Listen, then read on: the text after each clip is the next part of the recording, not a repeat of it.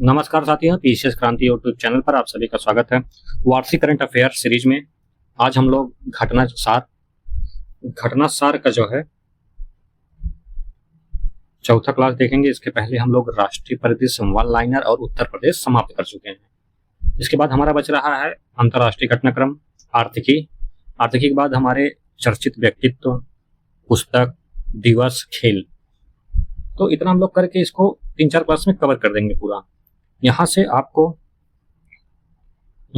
जो है प्रश्न मिल जाएंगे देखने को, जिसमें यूपी पीसीएस 2025 12 अक्टूबर का जो कि प्रस्तावित है। अगर आप यूपी पीसीएस की तैयारी कर रहे हैं और आप मंथली करंट अफेयर नहीं तैयार कर पाए हैं, कर लिए हैं तो बहुत अच्छा है, यहाँ से रिवीजन कर लीजिए। नहीं कर पाए हैं तो आप जो है यहाँ से तैयार कर सकते हैं, साथ साथ रिवीजन भी कर सकते हैं। इसका पीडीएफ भी आपको टेलीग्राम पे मिल जाएगा। तो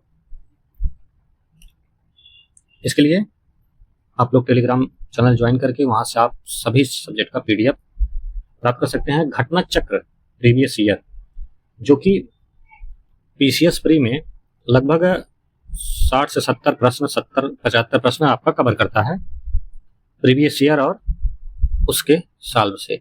वो सीरीज लगभग पूरी होने वाली है सभी सब्जेक्ट की। हिस्ट्री भी पूरी पढ़ाई जा रही है, ज्योग्राफी भी पढ़ाई जा रही है और पॉलिटी भी पढ़ाई जा रही है, और इन्वायरमेंट का भी क्लास जल्द ही आपको देखने को एग्जाम के पहले मिल जाएगा। और सब 2025 की लेटेस्ट घटना चक्र है। वहां जाके आप प्लेलिस्ट सबकी बनी हुई है चैनल पे, वहां आप देख सकते हैं। तो आई दृष्टि भी आपको करा दी गई है 2 क्लासेज, राष्ट्रीय घटनाक्रम ऑनलाइन, और अगली क्लास भी आपको जल्द ही मिल जाएगी, अंतर्राष्ट्रीय संबंधित मुद्दे वाली क्लास। और सबकी पीडीएफ आपको टेलीग्राम पे मिल जाएगी, जिसका लिंक हमारे वीडियो के डिस्क्रिप्शन में दिया हुआ है। तो चलिए शुरू करते हैं आज का अंतर्राष्ट्रीय घटनाक्रम से संबंधित मुद्दे। अंतर्राष्ट्रीय घटनाओं की वार्षिकी देखते हैं। पहला पॉइंट है, नेपाल में तख्ता पलट के बाद सुशीला कार्की के नेतृत्व में अंतरिम सरकार का गठन हुआ है। तो आपसे यहाँ प्रश्न केवल एक पूछ सकता है कि हाल ही में भारत के किस पड़ोसी देश में तख्ता पलट हुआ है? तो हाल ही में नेपाल में हुआ है, उसके पहले बांग्लादेश में हुआ था, उसके पहले म्यांमार में हुआ था। तो आप तीनों याद रखिएगा, यहाँ से प्रश्न आपसे पूछ सकता है। प्रधानमंत्री कौन बना है? तो सुशीला कार्की बनी है, और यह अंतरिम कब तक? 5 मार्च 2026 तक के लिए। अगला देख लेते हैं, बाकी और इसमें कुछ इतना महत्वपूर्ण है। अगला क्या है? सिंगापुर के प्रधानमंत्री की भारत यात्रा। सिंगापुर के प्रधानमंत्री का क्या नाम था? लॉरेंस बोग नाम था, याद रखिएगा। दूसरा फैक्ट क्या है? दोनों देशों के बीच हुए समझौते के तहत चेन्नई में राष्ट्रीय कौशल उत्कृष्टता केंद्र स्थापित किया जाएगा। इन सब में 13 राष्ट्रीय भारतीय बैंक भी जुड़े हुए हैं। बस इसमें ये 2 चीज इंपॉर्टेंट है। अगला देखते हैं आगे। देखिए, सब एक तरफ से आपको नहीं कराया जाएगा, क्योंकि सब एक तरफ से पढ़ा के कोई मतलब नहीं है। जहां से प्रश्न बनेंगे उतने ही आपको बताया जाएगा, वही पार्ट आपको हाईलाइट कर दिया जाएगा। हाँ, यहाँ से प्रश्न पूछेगा, आप इसको याद कर लीजिए। आपको पीडीएफ मिल जाएगी, आप पूरा पढ़ लीजिए समझने के लिए। अगर आपको फैक्ट याद करना है तो आप जो है जो हाईलाइट किए जा रहे हैं इंपॉर्टेंट टॉपिक है, वहां से वही प्रश्न पूछ सकता है, चाहे स्टेटमेंट में पूछे चाहे फैक्ट पूछे। तो आप उस हाईलाइट वाले पॉइंट को देखते चलिए, उसको याद करते हुए चलिए। चलिए अगला देखते हैं। प्रधानमंत्री नरेंद्र मोदी की जापान यात्रा।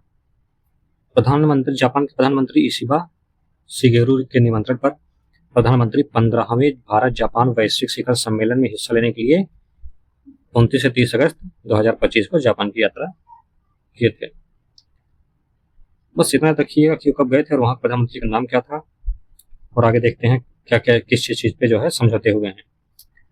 समझौते के तहत दोनों देश को बीच 5 वर्ष में 5 लाख लोगों को रोजगार देने तथा 50,000 कुशल और अर्धकुशल भारतीय पेशेवरों को जापान भेजा जाएगा, जो दोनों देशों के बीच संबंधों को एक नया आयाम देंगे। डिजिटल पार्टनरशिप 2.0, एक रक्षा क्षेत्र में सुरक्षा सहयोग में, एआई में, सेमीकंडक्टर में जो है दोनों लोग मिलकर काम करेंगे। नेक्स्ट जनरेशन मोबिलिटी साझेदारी पर भी सहमत जताई गई है। भारत का इसरो अंतरिक्ष जो है केंद्र और जापान का जाक्सा के बीच चंद्र ध्रुवीय अन्वेषण मिशन चंद्रयान 5 के लिए जो है समझौता हुआ है। जाक्सा ने अपने H324L परीक्षण यान से इस मिशन को लॉन्च करेगा। इसमें इसरो का मून चंद्र लैंडर भी होगा जो जापान निर्मित रोवर को ले जाएगा। रखिएगा, ये यही एक फैक्ट इसमें ज्यादा इंपॉर्टेंट है, ये आप याद रखिएगा। ठीक, आगे देखते हैं। अगला है चीन के तियानजिन में 25वां एससीओ शिखर सम्मेलन 2025 का आयोजन हुआ है। तो यहाँ आप कब हुआ है? 31 अगस्त से 2 सितंबर तक संघाई सहयोग संगठन एससीओ का 25वां शिखर सम्मेलन का आयोजन कहाँ हुआ है? तो चीन के तियानजिन में हुआ है, राष्ट्रपति शी जिनपिंग की अध्यक्षता में हुआ है। इसमें मेन आपको प्रश्न जहां से बनने की संभावना है, तो आपसे पूछेगा, क्या पूछेगा? 25वां एससीओ सम्मेलन का आयोजन कहाँ हुआ है? तो चीन के तियानजिन में हुआ है। ठीक, ये महत्वपूर्ण है। और इस संगठन की थीम क्या थी? Promoting the Shanghai spirit SCO in action. ठीक, क्या है इसकी theme? Promoting the Shanghai spirit and SCO in action है। सदस्य देश कौन कौन से हैं ये याद रखिएगा। रूस है, चीन है, भारत है, कजाकिस्तान है, किर्गिस्तान है, तजिकिस्तान है, बेलारूस है, उज्बेकिस्तान, पाकिस्तान और ईरान। ये 10 देश सदस्य देश हैं। इसके अलावा कुछ जो है वैसे भी बुलाए जाते हैं।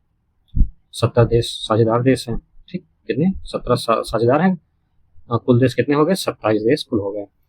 अगला देखते हैं। संघाई सहयोग संगठन अब अपने मध्य एशियाई उद्गम में सबसे आगे बढ़कर विश्व की लगभग 23% जीडीपी और 42% जनसंख्या का प्रतिनिधित्व कर रहा है। नरेंद्र मोदी ने एससीओ शिखर सम्मेलन में भाग लेने में भारत के दृष्टिकोण को सुरक्षा, संपर्क, अवसर एससीओ पर केंद्रित किया है। ठीक, और इसमें क्या याद करने लायक है?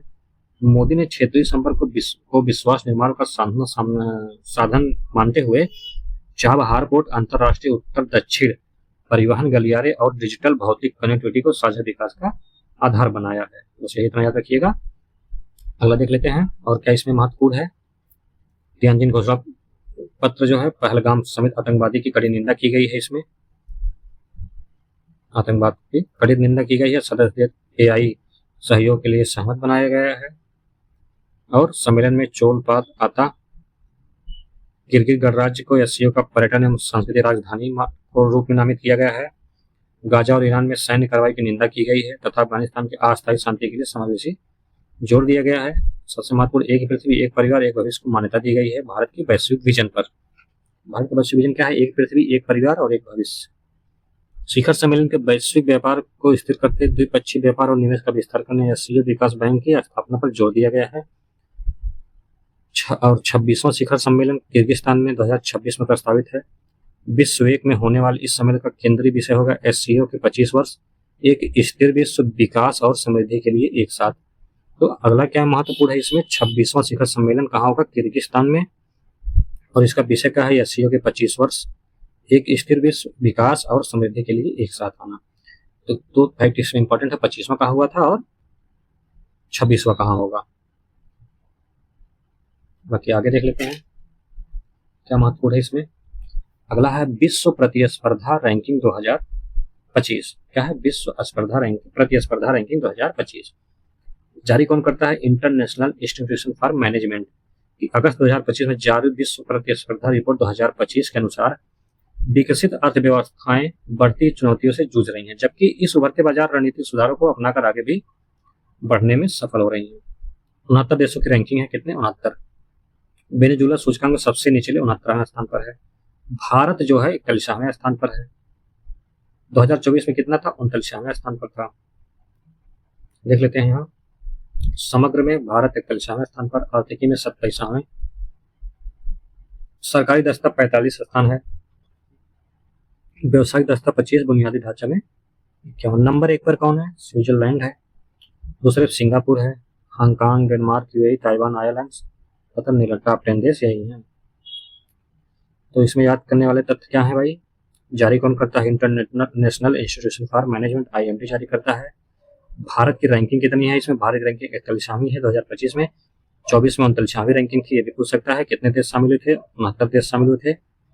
भारत जो है नंबर 1 देश कौन है इसमें प्रतिस्पर्धा रैंकिंग में? स्विट्जरलैंड नंबर 1 पे है, नंबर 2 पे सिंगापुर, नंबर 3 पे हांगकांग। बस इतना ही इसमें तथ्य हैं जहां से आपसे प्रश्न पूछा जा सकता है। आगे चलते हैं। सबसे निचले स्थान पर कौन है? तो वेनेजुला है, नामीबिया, नाइजीरिया, ठीक, आगे देख लेते हैं। IMD की स्थापना 1990 के दो Swiss bank business school, international management institution और इंस्टीट्यूट पोरल एट्यूट टेक मेडिट डे डायरेक्टेड डेल। ठीक है, ये नहीं पूछेगा फिलहाल, यहाँ से प्रश्न बनने की संभावना नहीं है। अगला देख लेते हैं, ये इंपॉर्टेंट है। हेनेले पासपोर्ट इंडेक्स 2025 ब्रिटिश संस्था हेनेले एंड पार्टनर्स द्वारा विभिन्न देशों के पासपोर्ट की शक्ति का आकलन किया जाता है। 199 विभिन्न पासपोर्ट और 227 विभिन्न गंतव्यों के लिए 2025 में हेनले पासपोर्ट रैंकिंग जुलाई 2025 जारी की गई है। इसमें पहले संस्था द्वारा ऐसी रैंकिंग 2025 में जारी की गई है। जुलाई 2025 में नवीन रैंकिंग में भारतीय पासपोर्ट की रैंकिंग 8 स्थानों में सुधार होकर कितना हो गई है? 2025 में हेनले एंड पार्टनर्स रैंकिंग में भारतीय पासपोर्ट की रैंकिंग 85 थी। वीजा के बिना 58 देशों गंतव्यों में यात्रा इसके द्वारा किए जाने की क्षमता दर्शाई गई है। जुलाई 2025 में भारतीय पासपोर्ट की रैंकिंग 77 हो गई है। साथ ही अब 59 गंतव्यों तक वीजा फ्री यात्रा इसमें दर्शाई गई है। तो अभी लेटेस्ट जो आई है वो जुलाई की आई है। कब की? जुलाई की। तो कितनी हो गई है? 77वीं हो गई है। जनवरी की आई थी तो उसमें 85वीं थी। सुधार हो रहा है। जनवरी में आई थी 58 देश गंतव्य थे, अब जो है 59 देश हो गए हैं। इसमें सबसे शक्तिशाली देश में सिंगापुर है। 193 गंतव्य की यात्रा उसके द्वारा की जा रही है। जापान और दक्षिण कोरिया 190 देशों दूसरे स्थान पर बने हुए हैं। नंबर 1 पर सिंगापुर है, नंबर 2 पर जापान और दक्षिण कोरिया है। ठीक, बाकी सब जो देश हैं एक बार इसको देख लीजिएगा।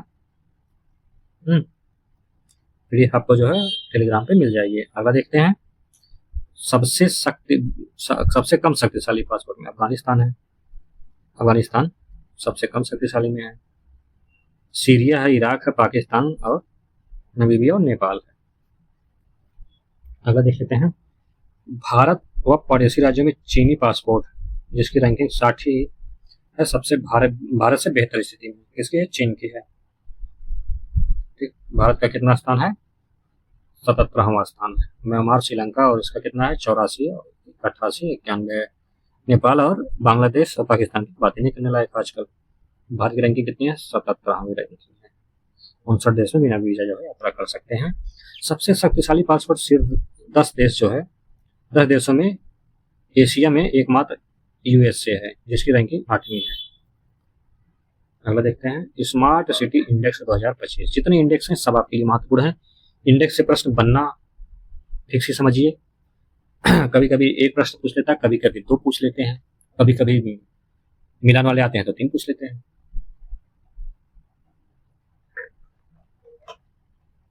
इंडेक्स आपका कम से कम 7 से 8 नंबर कवर करेगा।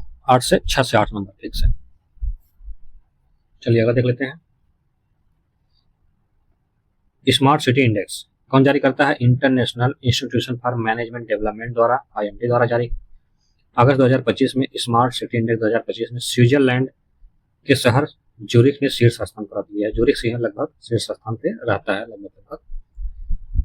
सूचकांक में भारतीय शहर शीर्ष 20 स्थान में नहीं बन सके। भारत की स्थिति से आप अनुमान लगा सकते हैं कि शीर्ष 20 में भी भारत के एक भी शहर नहीं है। स्विट्जरलैंड की मजबूत शहर योजना और नागरिक केंद्रीय बुनियादी ढांचे ने उनके 3 शहरों को शीर्ष 10 स्थान में लाया है। इंडेक्स के मध्य पूर्व में सर्वाधिक सुधार करते हुए दुबई 12वें स्थान से 4थे स्थान पर पहुंच गया है, जबकि आबू धाबी 10वें से 5वें स्थान पर आ गया है। इन रैंकिंग में शहरों का मूल्यांकन 5 मानकों पर किया जाता है। स्वास्थ्य, सुरक्षा, गतिविधियां, गतिशीलता, अवसर और शासन। गतिशीलता, गतिविधि, अवसर और शासन। कितने मानक हैं? 5 मानक हैं। स्वास्थ्य है, सुरक्षा है, गतिशीलता है, गतिविधि, अवसर और शासन है। आबू धाबी 10वें से 5वें स्थान पर आ गया है। दुबई 12वें से 4थे स्थान पर है। ये बहुत बड़ा सुधार है। आगे देख लेते हैं, ज्यूरिख शहर कहाँ पर स्थित है? स्विट्जरलैंड का है। ओस्लो नॉर्वे का है। जेनेवा स्विट्जरलैंड का है। दुबई संयुक्त राज्य अमीरात का है। Abu Dhabi, London, Copenhagen, Singapore, Lawson. यहाँ पे एक बार देख लीजिए, भारतीय शहर में वैश्विक स्मार्ट सिटी आंदोलन का हिस्सा बने हुए हैं, लेकिन वे शीर्ष 20 से बाहर हैं। यद्यपि बुनियादी ढांचे, डिजिटल अपनाने और नागरिक सेवाओं की प्रगति हुई है, लेकिन शासन, गतिशीलता, मानव विकास क्या क्या कमी है? शासन, गतिशीलता, मानव विकास में चुनौतियां अभी भी शहरों के निचले स्थान पर रखी हुई है। दिल्ली 104 कितने स्थान पर? 104 स्थान पर है। मुंबई 106, हैदराबाद 109, बेंगलोर 110। अगला है दुनिया के सर्वश्रेष्ठ शिक्षा प्रणाली वाले देश। शिक्षा किसी भी देश का भविष्य तय करती है। यह युवा मन में ज्ञान, कौशल और मूल्यों का निर्माण करती है। एक मजबूत शिक्षा प्रणाली। ये देखिए अपने से यहाँ पूछने वाला ऐसा कुछ नहीं है, देख लेते हैं क्या क्या पूछ सकता है। जारी US news and world report के अनुसार डेनमार्क दुनिया का सबसे अच्छी शिक्षा प्रणाली में से एक है। यह मुक्त शिक्षा, प्रशिक्षित शिक्षा, तनाव मुक्त सीखने का माहौल प्रदान करता है। नंबर 1 पे कौन है भैया शिक्षा में? US and news and world report के अनुसार डेनमार्क है। भारत की क्या स्थिति है? 54वें स्थान पर है। भारत किसमें? 54वें स्थान पर है। दुनिया की सबसे बड़ी प्रणालियों में से एक है भारत की शिक्षा, और यह आईआईटी और आईआईएम जैसे विश्वसनीय संस्थान भारत की 54वें स्थान पर है। शिक्षा का अधिकार अधिनियम ने प्राथमिक स्तर पर शिक्षा को पहुंच तो बढ़ाई है, लेकिन शहर और ग्रामीण क्षेत्रों के बीच बड़ा अंतर भी है। भारत में सरकारी निजी संस्थानों की गुणवत्ता में भारी असमानता भी है। अनुसंधान और नवाचार क्षेत्र में अभी भी देशों को लंबी दूरी तय करना पड़ता है। डेनमार्क जीडीपी कितना? $404 अरब। जनसंख्या इतना है। भारत की स्थिति देखेंगे $3.55 ट्रिलियन और जनसंख्या 1.43 अरब है। अगला देखते हैं ग्लोबल एआई सिटी इंडेक्स 2025। यह क्या है? बाजार अनुसंधान फर्म काउंटर पॉइंट रिसर्च द्वारा प्रकाशित किया जाता है। वैश्विक बेंचमार्क रिपोर्ट है जो कृत्रिम बुद्धिमत्ता में शहरों की क्षमता, निवेश, नवाचार के आधार पर उनका मूल्यांकन करती है। चलिए इसमें देख लेते हैं कौन कौन से किस स्थान पर हैं। इस इंडेक्स में सिंगापुर ने दुनिया में अग्रणी एआई शहर के रूप में शीर्ष स्थान प्राप्त किया है। उसके बाद सियोल, बीजिंग, दुबई और सैन फ्रांसिस्को शीर्ष 5 में शामिल हैं। रिपोर्ट में बताया गया है कि बेंगलुरु, रियाद, सुआंगझागो, sao पाउलो दुनिया के सबसे तेजी से बढ़ने वाले एआई शहर में से एक हैं। भारत की क्या स्थिति है इसमें भैया? बेंगलुरु ने global artificial intelligence city index 26वां स्थान, कौन सा स्थान? 26वां स्थान प्राप्त किया है। ठीक, और यह भारतीय शहरों की रैंकिंग में शीर्ष स्थान पर है। रिपोर्ट में कहा गया है कि बेंगलुरु ने स्वयं को एक वैश्विक एआई अनुसंधान विकास डेटा सेंटर के रूप में स्थापित किया है। चलिए यहाँ रैंकिंग देख लेते हैं। बेंगलुरु के बाद मुंबई, दिल्ली, चेन्नई, कोलकाता का स्थान है। ठीक, सिंगापुर नंबर 1 पे है, सियोल 2 पे है, बीजिंग लगभग। अगला देखते हैं। देखिए इसमें क्या पूछ सकता है कि ग्लोबल एआई इंडेक्स जारी कौन करता है? भारत का कौन सा स्थान है? 26वां स्थान है, हमको पहले बता चुके हैं। नंबर 1 पे कौन है? सिंगापुर है। चलिए अगला इंडेक्स देखते हैं। क्यूएस बेस्ट क्या है? QS best student cities ranking 2026। इसको भी देख लेते हैं कौन कौन से जारी कौन करता है। वैश्विक उच्च शिक्षा सलाहकार क्यूएस करेंसी साई माइंड द्वारा दुनिया के 150 शहरों के मूल्यांकन के आधार पर QS best student cities ranking 2026 जारी की जाती है। 15 किफायती शहरों की सूची में भारत में दिल्ली के बाद मुंबई का नाम शामिल है। इसके बाद बेंगलुरु। क्यूएस सर्वश्रेष्ठ छात्र रैंकिंग 2026 के अनुसार भारत में छात्रों के लिए मुंबई सबसे अच्छा शहर है। इसके बाद दिल्ली, बेंगलुरु, चेन्नई का स्थान आता है। इस सूचकांक में सियोल दक्षिण Africa, Tokyo Japan, London Britain का 3 शीर्ष स्थान है। देख लेते हैं इसमें चार्ट में। सियोल दक्षिण Africa, Tokyo Japan, London UK, Munich Germany, Melbourne Australia. इसमें शैक्षणिक प्रतिष्ठा, छात्र विविधता, किफायती जीवन, नियोक्ता की सक्रियता और शहर की आकर्षकता पर शामिल है। बेस्ट स्टूडेंट सिटीज रैंकिंग में कौन? दिल्ली, फिर मुंबई, फिर बंगलौर और चेन्नई। इन सभी भारतीय शहरों ने अपने पिछले वर्ष की तुलना में अपनी रैंकिंग में सुधार किया है। दिल्ली ने वैश्विक स्तर पर सबसे अधिक 96.5 अंकों के साथ अफोर्डेबिलिटी इंडेक्स किफायती जीवन सूचकांक में पहला स्थान प्राप्त किया है। वहीं वैश्विक स्तर पर उसकी समग्र रैंकिंग 104 है। मुंबई ने एक बार फिर शीर्ष 100 शहरों में प्रवेश किया है और 15 स्थान के सुधार के साथ 98वें स्थान पर पहुंच गया है। बंगलौर 22 स्थान के 108 रैंक, चेन्नई 140 के सुधार के साथ 128वें स्थान पर पहुंच गया है। दिल्ली और मुंबई वैश्विक 50 में स्थान प्राप्त किए हैं। बंगलौर 41 स्थान सुधार के साथ 59वां स्थान है। बस इतना याद रखिएगा। मेन इसमें क्या है कि भारत का सबसे जो है शहर बेस्ट स्टूडेंट सिटी वो दिल्ली, मुंबई और बंगलौर है। बाकी इसमें कुछ पूछने वाला नहीं कि और क्या पूछ सकता है। अगला देखते हैं, नेपाल रूबेला मुक्त घोषित होने वाला छठा देश बना है। विश्व स्वास्थ्य संगठन द्वारा किया गया है।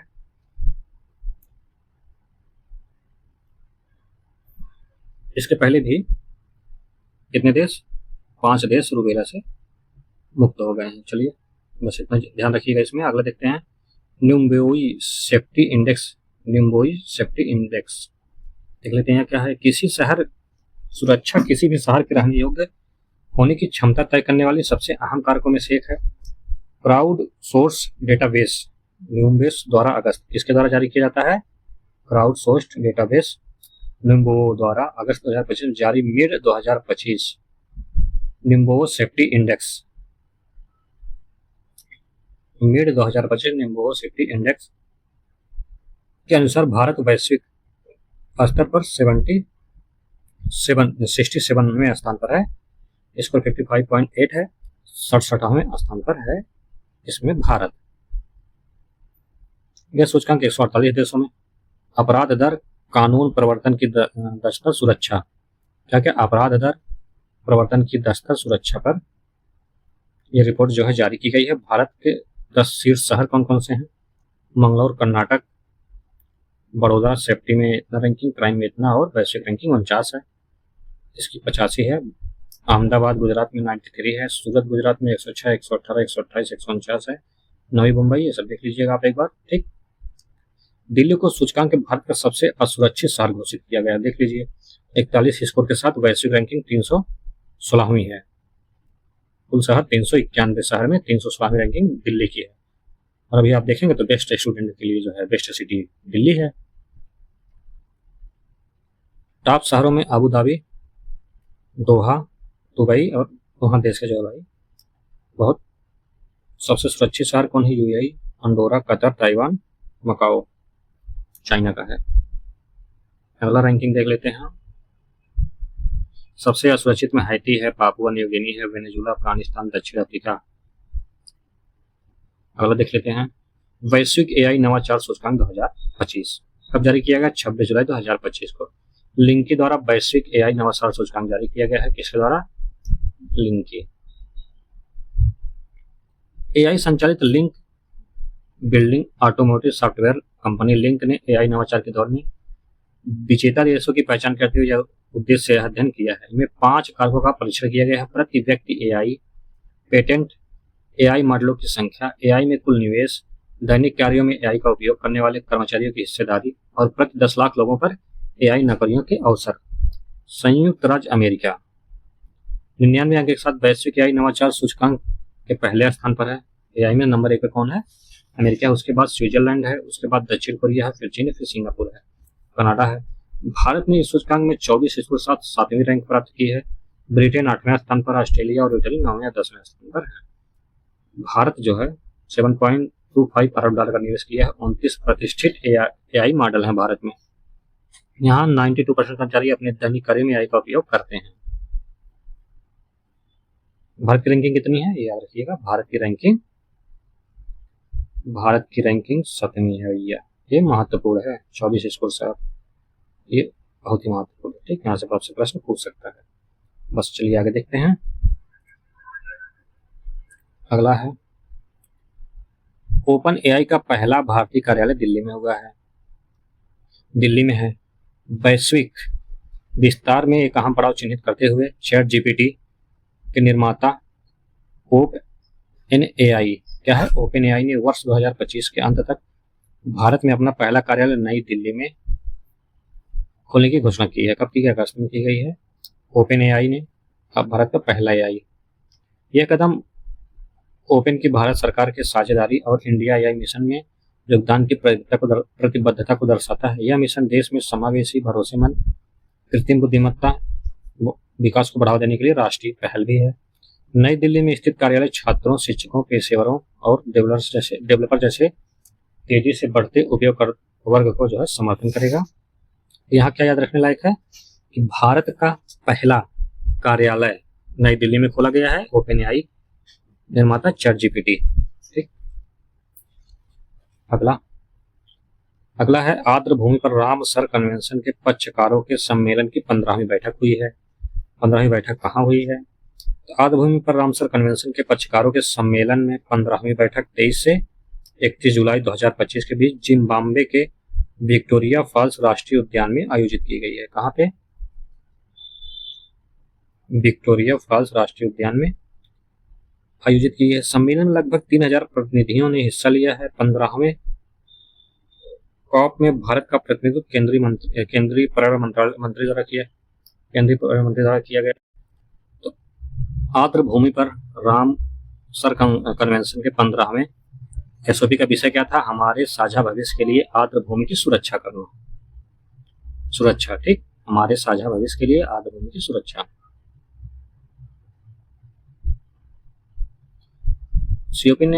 कॉप ने आर्द्र भूमि के विवेकपूर्ण उपयोग के लिए सतत जीवन शैली को बढ़ावा देने पर भारत के प्रस्ताव को अपनाया है, जिसमें आर्द्र भूमि में विवेकपूर्ण उपयोग को बढ़ाने के लिए अनुकूल परिस्थिति बनाने और जागरूकता बढ़ाने की पहल करने का आह्वान किया है। कॉप 15 में 13 प्रस्तावों को अपनाया गया है। 13 प्रस्ताव आपसे नहीं पूछे जाएंगे, बस आप इतना याद रखिएगा कहाँ हुआ था। कॉप 16 की मेजबानी 2028 में पनामा द्वारा की जाएगी, ये याद रखिएगा। किसके द्वारा? पनामा द्वारा। 2021 में पनामा द्वारा की जाएगी। और 15वें की कहाँ की गई है? किसके द्वारा की गई है? जिम्बाब्वे विक्टोरिया फॉल्स राष्ट्रीय उद्यान में। तो चलिए अगला देखते हैं।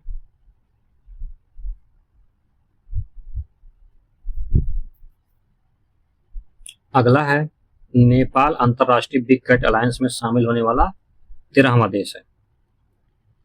24 अगस्त 2025 को नेपाल ने आधिकारिक रूप से भारत के नेतृत्व वाले अंतर्राष्ट्रीय बिग कैट अलायंस में शामिल हो गया है। कौन सा देश? 13वां देश है। और कौन कौन? कुल संख्या 16 हो गई है, जिसमें भारत है, Bhutan, Cambodia, Armenia, Bangladesh, Egypt, Ecuador, Ethiopia, Eswatini, Guinea, Liberia, Nicaragua, Rwanda, Somalia और सूरीनाम। इसके कुल 16 सदस्य हैं।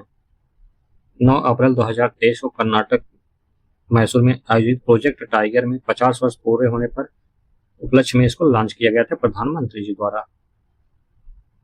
अगला देख लेते हैं। प्रधानमंत्री मोदी के 5 देशों घाना, त्रिनाद और टोबैको, अर्जेंटीना, ब्राजील और नामीबिया की यात्रा। एक साथ 5 देश की यात्रा पर गए थे प्रधानमंत्री जी। देख लेते हैं क्या क्या महत्व है। और एक चीज इसमें आप देख लीजिएगा, इंटरनेशनल बिग कैट अलायंस में कौन कौन से प्रजाति आती है? बाघ, शेर, तेंदुआ, हिम-तेंदुआ, चीता, जगुआर और प्यूमा को संरक्षण प्राप्त है। प्रधानमंत्री के 5 देशों की यात्रा देख लेते हैं। 5 देशों में घाना, त्रिनाद और टोबैको, अर्जेंटीना, ब्राजील और नामीबिया की सरकारी यात्रा पर गए थे। इनमें ब्राजील की यात्रा ब्रिक्स शिखर सम्मेलन में भागीदार के साथ साथ द्विपक्षीय संबंधों के लिए भी महत्वपूर्ण है। चलिए एक एक देश का यात्रा डिटेल देख लेते हैं। घाना यात्रा के पहले चरण में मोदी 2 जुलाई पश्चिम अफ्रीका के देश घाना पहुंचे। राष्ट्रपति जॉन द्रमादी महामा ने प्रधानमंत्री नरेंद्र मोदी की घाना की राजधानी अकारा में स्वागत किया है। कहाँ? इनके राष्ट्रपति का नाम क्या था? जॉन द्रमानी महामा। राजधानी में प्रधानमंत्री जी का स्वागत किए हैं। द्विपक्षीय व्यापार पर जो है इनका हस्ताक्षर हुआ है। और बस कुछ इसमें इतना खास नहीं है, जो खास है उसको हम लोग हाईलाइट करते हुए चलते हैं। द्विपक्षीय वार्ता में संस्कृति, मानक, आयुर्वेदिक एवं पारिवारिक चिकित्सा क्षेत्र में 4 समझौते ज्ञापन पर हस्ताक्षर किए गए हैं। प्रधानमंत्री नरेंद्र मोदी को उनकी असाधारण शासन कला एवं प्रभावशाली वैश्विक नेतृत्व में योगदान के लिए घाना के राष्ट्रपति डॉक्टर महामा ने घाना के राष्ट्रीय सम्मानदा officer of the order of the star of घाना से प्रधानमंत्री जी को सम्मानित किया है। संसद के विशेष सत्र को भी श्री मोदी द्वारा संबोधित किया गया 3 जुलाई को। तो जो इनको पुरस्कार दिया गया ये घाना से, आप इसको घाना का राष्ट्रीय सम्मान याद रखिएगा, ठीक, घाना इसमें ऐड है। अगला देखते हैं त्रिनाद एंड टोबैको। 3 जुलाई को प्रधानमंत्री त्रिनाद और टोबैको की यात्रा पर थे। प्रधानमंत्री श्रीमती कमला प्रसाद विशेषर ने उनकी अगवानी की। विशेषर के पूर्वज बिहार के मूल के थे तथा हवाई अड्डे पर श्री मोदी का स्वागत भारतीय परिधान साड़ी पहने हुए उन्होंने किया है। इसमें क्या खास है? इनमें जो है फार्मा कंपनियों का, औषधि का, सांस्कृतिक, खेल, इस सब पे जो है हस्ताक्षर हुए हैं। इनके द्वारा भी उस देश टोबैको द्वारा भी प्रधानमंत्री को अपना सर्वोच्च राष्ट्रीय पुरस्कार प्रदान किया गया है। कोर्ट ऑफ स्पेन में राष्ट्रीय भवन में आयोजित एक विशेष समारोह में त्रिनाद एंड टोबैगो के राष्ट्रपति क्रिस्टिन कार्ला कगालू ने प्रधानमंत्री नरेंद्र मोदी को अपने देश के सर्वोच्च राष्ट्रीय सम्मान, क्या नाम है, the order of the Republic of त्रिनाद and Tobago, ये भी आप याद रख सकते हैं आराम से, क्योंकि इसमें देश का नाम जुड़ा हुआ है। ठीक, इसे सम्मानित किया गया। अगला देख लेते हैं अर्जेंटीना। 5 देश की यात्रा पर तीसरे पड़ाव में प्रधानमंत्री नरेंद्र मोदी जुलाई में अर्जेंटीना की राजधानी ब्यूनस आयर्स पहुंचे। राजधानी क्या अर्जेंटीना की? Buenos Aires. मेजबान राष्ट्रपति जेवियर मिलेई थे। ठीक, ये सब ठीक है। यहाँ पे भी भारत मार्कोसुर अधिमान्य व्यापार समझौते पर हस्ताक्षर हुआ है। यहाँ भी प्रधानमंत्री को वहां का अवार्ड दिया गया है। कौन सा अवार्ड है देख लेते हैं। मोदी कौन सा सम्मान दिया कि ब्यूनस आयर्स की कुंजी, कौन सा दिया गया है?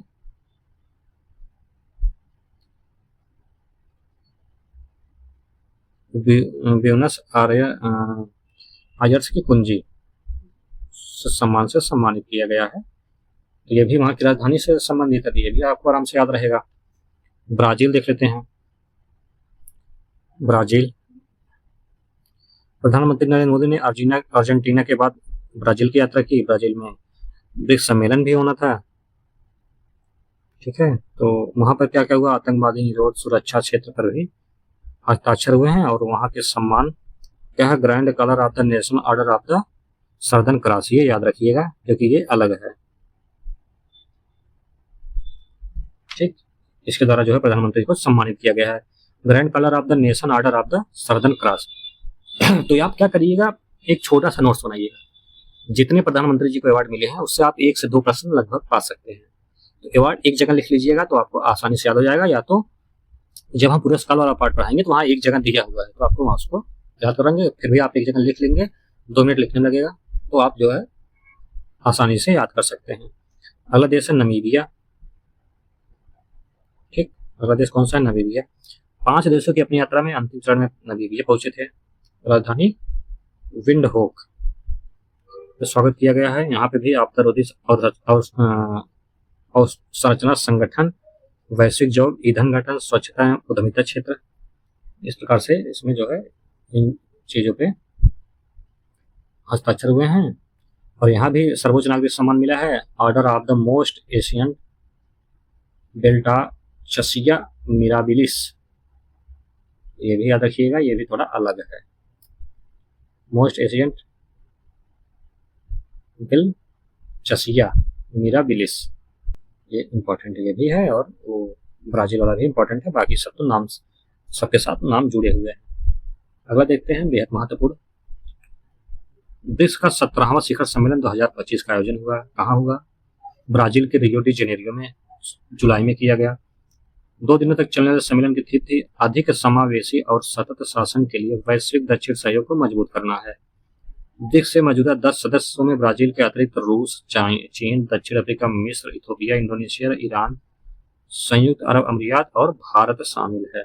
शिखर सम्मेलन में भारतीय प्रधानमंत्री नरेंद्र मोदी और चीन के प्रधानमंत्री ऐसे जो है सभी देश के प्रधानमंत्री लगभग वहां शामिल हुए थे। प्रधानमंत्री मोदी ने वैश्विक शासन, शांति, सुरक्षा और सुधार के विषय पर बहुत अच्छी आर्थिक और वित्तीय विचार अपने प्रस्तुत वहां रखे थे। इसके अतिरिक्त जो साझेदार देश भी हैं, बेलारूस है, बोल्विया है, Cuba, Kazakhstan, Malaysia, Nigeria, Thailand, Uganda आदि, इस प्रकार से कई देश और शामिल हैं। आप लोग एक बार इसको रेड कर लीजिएगा। अगला देखते हैं, प्रधानमंत्री ने आगे कहा कि भारत की अध्यक्षता में ब्रिक्स को एक नए स्वरूप परिभाषित करने का प्रयास किया जाएगा। ब्रिक्स का अर्थ होगा building resilience and innovation for corporation and sustainability. ठीक, क्या है इसको देख लीजिएगा। सम्मेलन को स्वीकार किए गए रियो डी जेनेरो घोषणा पत्र से जाना जाएगा। पहलगाम पर आतंकी हमले की कड़ी निंदा यहाँ भी की गई है।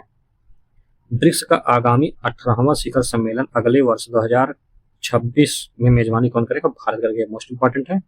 18वां शिखर सम्मेलन जो है अगले वर्ष 2026 में आयोजित है, भारत की मेजबानी होगा। अगला देख लेते हैं, थाईलैंड कंबोडिया में सीमा पर संघर्ष के बाद युद्ध विराम हुआ है। यहाँ से अपने से कोई लेना देना इतना महत्वपूर्ण नहीं है, इसको आप छोड़ सकते हैं। आगे देख लेते हैं, प्रधानमंत्री नरेंद्र मोदी की ब्रिटेन यात्रा कब गए थे? 23 से 24 जुलाई 2025 को 2 दिवसीय ब्रिटेन यात्रा पर गए थे। तो इंडिया यूके व्यापार आर्थिक समझौता हुआ है, जहां जाएंगे समझौता तो होगा ही।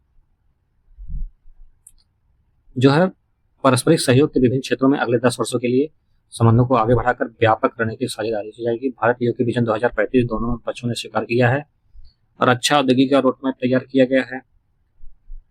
सीटा के अतिरिक्त भारत यूके विजन 2035 और अच्छा औद्योगिक रोडमैप, प्रौद्योगिकी व सुरक्षा पहल पर वक्तव्य और केंद्रीय जांच ब्यूरो भारत के यूके की राष्ट्रीय आपराधिक एजेंसी के बीच एक समझौता ज्ञापन शामिल है। प्रधानमंत्री नरेंद्र मोदी की मालदीव यात्रा है। राष्ट्रपति मोहम्मद मोइदू द्वारा 60वें स्वतंत्रता दिवस समारोह में मुख्य अतिथि के रूप में भागीदार के लिए आमंत्रित किया था। प्रधानमंत्री जी वहां गए थे। तो यहाँ भी वही सब समझौते ज्ञापन हुए हैं। चलिए आगे देख लेते हैं। दुबई ने अपने वन फ्री जोन पासपोर्ट की शुरुआत की है। फ्री जोन पासपोर्ट ये देख लेते हैं। दुबई ने अपने वैश्विक व्यवसाय केंद्र की स्थिति को और मजबूत करने की दिशा में एक बड़ा कदम उठाते हुए अगस्त 2025 में वन फ्री जोन पासपोर्ट की शुरुआत की है। यह एकीकृत लाइसेंस प्रणाली है। कंपनियों को एक ही लाइसेंस के तहत अमरियात के सभी फ्री जोन में काम करने की अनुमति देती है। दुबई फ्री जोन काउंसिलिंग द्वारा लॉन्च किया गया। यह सुधार लागत को कम करने, नौकरशाही को घटाने और व्यापार विस्तार को तेज करने की दिशा में अहम माना जाता है। पहले कंपनियों को हर फ्री जोन में काम करने के लिए अलग अलग लाइसेंस लेना पड़ता था। अब वन फ्री जोन पासपोर्ट इस आवश्यकता को समाप्त कर देता है, जिससे व्यवसायों को दोबारा पंजीकरण और डुप्लीकेट अनुपालन जांच में से नहीं गुजरना होता। तो आप जानिएगा फ्री जोन पासपोर्ट क्या है, बस इतना याद रखिएगा। अगला है मोल्दोवा अंतरराष्ट्रीय और गठबंधन का सौर गठबंधन है, और इसको काटिए सौर कर दीजिएगा। ठीक, सौर अच्छे से लीजिए। सौर गठबंधन का 107वां शहर बना है। ठीक, मोल्दोवा अंतरराष्ट्रीय सौर संगठन का 107वां सदस्य बन गया है। नई दिल्ली में भारत के विदेश मंत्री और मोल्दोवा के राजदूत एना तबाक के बीच 4 अगस्त को समर्थन पत्र पर सौंपा गया है। भारत और फ्रांस ने पेरिस के COP21 के दौरान की थी कि इसमें अब 127 सदस्य और हस्ताक्षर सदस्य शामिल होंगे। तो याद रखिएगा कि 107वां देश कौन है? मोल्दोवा। और इसमें से और कुछ प्रश्न नहीं बनेगा। ठीक, इतना याद रखिएगा, ये इंपॉर्टेंट है। अगला देख लेते हैं। ऑस्ट्रेलिया ने 16 वर्ष से कम उम्र के बच्चों के लिए यूट्यूब अकाउंट पर प्रतिबंध लगा दिया है। तो आपसे प्रश्न पूछ सकता है, तो हाल ही में किस देश ने 16 वर्ष से कम बच्चों के लिए यूट्यूब पर प्रतिबंध लगाया? तो आप ऑस्ट्रेलिया याद रखिएगा, बाकी और कुछ इसमें प्रश्न नहीं बन सकता है। अगला है विश्व स्वास्थ्य संगठन की ग्लोबल स्पेस 2030 की पहल क्या है? ग्लोबल पहल क्या है? WHO ने जुलाई 2025 में ग्लोबल स्पेक्स 2030 नामक एक वैश्विक पहल की शुरू की, जिसका महत्वाकांक्षी लक्ष्य यह सुनिश्चित करना है कि 2030 तक सभी को रात्रि सस्ती नेत्र देखभाल सेवाएं तक पहुंच प्राप्त हो सके। बस, और इसमें कुछ ये भी इतना महत्वपूर्ण नहीं है। यहाँ से प्रश्न बनने की संभावना बहुत कमी, छोड़ सकते हैं आप इसको। आगे देख लेते हैं। 1100 की जनसंख्या वाले तुवालू का ऑस्ट्रेलिया में स्थानांतरण हुआ है। ऐतिहासिक रूप से पहली बार तुवालू अपनी जनसंख्या को ऑस्ट्रेलिया में हस्तांतरित करने जा रहा है, जिसे फाले-फिली यूनियन संघ, क्या नाम है? फाले-फिली यूनियन संघ 2030 के तहत किया जाएगा। यह समुद्र के जल स्तर के बढ़ने के कारण जलवायु परिवर्तन से प्रेरित विश्व की पहली नियोजित पलायन योजना है। पहली पलायन योजना है, तो इसलिए ये एक बार अंतर्राष्ट्रीय से दृष्टि से महत्वपूर्ण हो सकती है। एक बार इसको आप लोग देख लीजिएगा। आगे देख लेते हैं। इसका बहुत डिटेल पढ़ने की आवश्यकता भी नहीं है। पलायन का कारण क्या था, जब आप मेंस देखेंगे तो वहां देख लिया जाएगा। तुवालू जिसकी राजधानी है फुनाफुटी, अक्टूबर 1978 में यूनाइटेड किंगडम से स्वतंत्रता प्राप्त किया था। बस याद रखिएगा। पोलिनेशियस द्वीपीय देश है, एलिस द्वीप समूह है। अजरबैजान आर्मेनिया के बीच अमेरिकी मध्यस्थता के शांति समझौता, यह भी अपने इसको लेने देना, इसमें प्रश्न नहीं आएगा, इसको भी आप छोड़ सकते हैं। अगला है विश्व सतत विकास रैंकिंग 2025, ये महत्वपूर्ण है। ठीक, इंपॉर्टेंट है।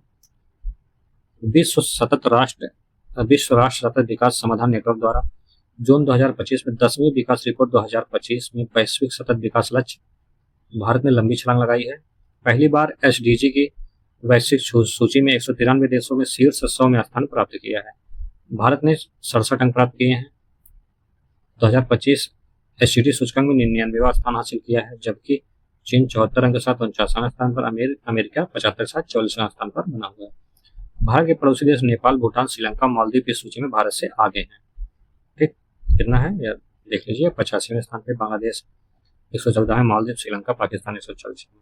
G20 देशों में ब्राजील 25वीं रैंकिंग के साथ शीर्ष पर है, जबकि आर्थिक सहयोग और विकास संगठन के देशों में चिली 7वें स्थान पर है। निचला स्थान पर सूडान है, जानो यही सब देश रहते भी हमेशा। एसजीडी सूचकांक रिकॉर्ड में Finland number 1, Sweden, Denmark, Germany, France. अगला देख लेते हैं ग्लोबल लिवेबिलिटी। क्या है? लिवेबिलिटी इंडेक्स 2025 इसके द्वारा जारी किया जाता है। 17 जून 2025 को इकोनॉमिक इंटेलिजेंस यूनिट ने ग्लोबल लिवेबिलिटी इंडेक्स 2025 जारी किया है। किसके द्वारा? इकोनॉमिक इंटेलिजेंस यूनिट द्वारा जारी किया जाता है। पहला यहाँ पर इंपॉर्टेंट है क्या कि किसमें कौन जारी करता है, जिसमें कोफेगन, क्या है? जिसमें कोफेगन डेनमार्क दुनिया का सबसे रहने योग्य शहर की रैंकिंग में दी गई है। कोफेगन सबसे बेहतर शहर है पूरी दुनिया में रहने योग्य। ठीक है। ऑस्ट्रेलिया का वीना इंडेक्स में दूसरे स्थान पर, जबकि स्विट्जरलैंड का ज्यूरिख अपना तीसरा स्थान बनाए रखा है। इंडेक्स में दमिश्क सीरिया की दुनिया का सबसे कम रहने योग्य शहर बताया गया है। 173 शहरों में आकलन करके रैंक प्रदान किया गया है। देख लेते हैं भारत की क्या स्थिति है। भारत की इसमें कुछ दिया हुआ नहीं है। ठीक, कोपेगन, डेनमार्क, वियना, ज्यूरिख, मेलबर्न, ये सब याद रखिएगा। आगे देख लेते हैं 34वां नाटो शिखर सम्मेलन 2025 नीदरलैंड के हेग में ठीक आयोजित किया गया था। यह भी इतना पूछने वाला कोई प्रश्न नहीं है खास। आगे देखते हैं वैश्विक शांति सूचकांक 2025 भी महत्वपूर्ण है आपके लिए, एग्जाम की दृष्टि से काफी महत्वपूर्ण है, इंपॉर्टेंट स्टडी में रख सकते हैं इसको। 8 जून 2025 को इंस्टीट्यूशन फॉर इकोनॉमिक, इसके द्वारा institute of economic and peace द्वारा वैश्विक शांति सूचकांक 2025 जारी किया गया। सूचकांक में विश्व के 163 स्वतंत्र देशों को उनके शांति के स्तर आधार पर रैंकिंग प्रदान की गई है। तो नंबर 1 पे कौन सा देश है? आइसलैंड नंबर 1 पर है, आयरलैंड नंबर 2 पे है, न्यूजीलैंड 3 पे है, ऑस्ट्रेलिया 4 पे है, स्विट्जरलैंड 5 पे है, पुर्तगाल 6 पे है। टॉप 10 देश है पुर्तगाल, डेनमार्क, स्लोवाकिया और फिनलैंड। भारत की देखते हैं क्या स्थिति है। रूस 163वें स्थान पर है, जिसपे 163, यूक्रेन 162, सूडान इतना। भारत का जो है 115वां स्थान है, इसमें विश्व शांति सूचकांक में। पिछले वर्ष 116वां स्थान था, एक अंक का सुधार हुआ है। भारत के पड़ोसी देश में भूटान का 21वां स्थान है, नेपाल का 76वां स्थान था, अभी देखेंगे तो नेपाल की स्थिति खराब हो गई है। श्रीलंका का 97वां, चीन का 98वां, बांग्लादेश का 129वां और पाकिस्तान का 144वां स्थान है। अगला देखते हैं ऊर्जा संक्रमण सूचकांक। क्या है? ऊर्जा संक्रमण सूचकांक 2025 किसके द्वारा जारी किया जाता है? विश्व आर्थिक मंच द्वारा, याद रखिएगा इंपॉर्टेंट है। विश्व आर्थिक मंच द्वारा ऊर्जा संक्रमण सूचकांक जारी किया जाता है। भारत को जो है 118 देशों में 5307 71वां स्थान प्राप्त है। पिछले साल जो है भारत 63वें स्थान पर था। स्विट्जरलैंड नंबर 1 पे है, हमेशा बना हुआ, फिनलैंड हमेशा बना हुआ है नंबर 2 पे।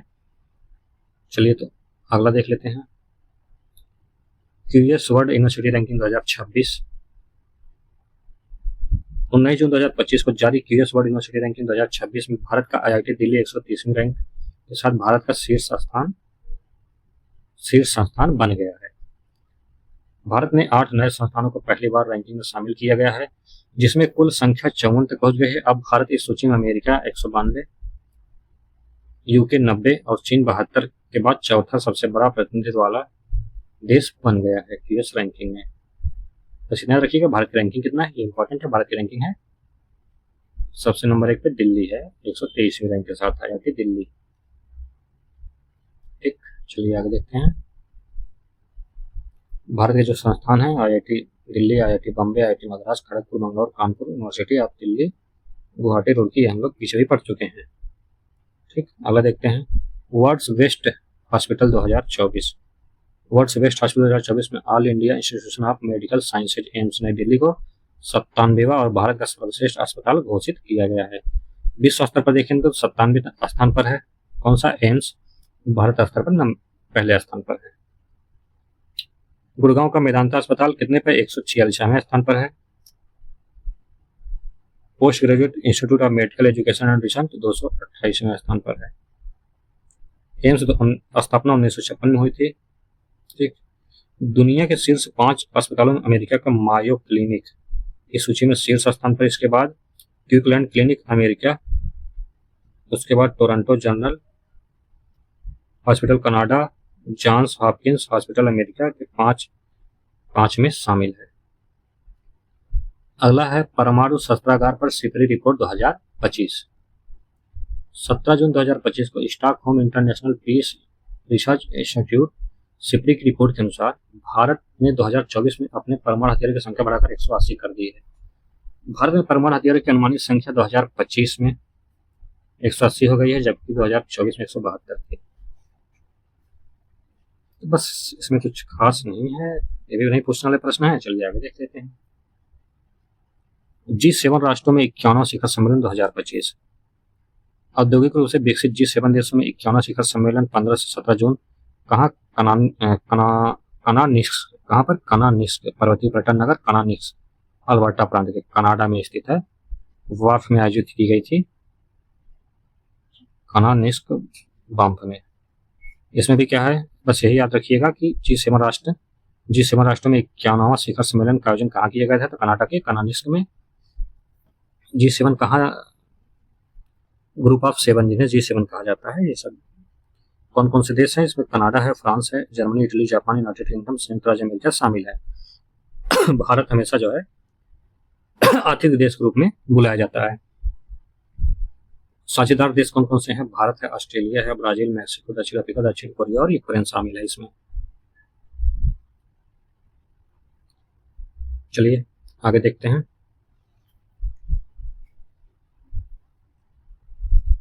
यहाँ आप याद रखिएगा कि 51वां बैठक कहाँ हुआ था? कनाडा के कनानिस्क में।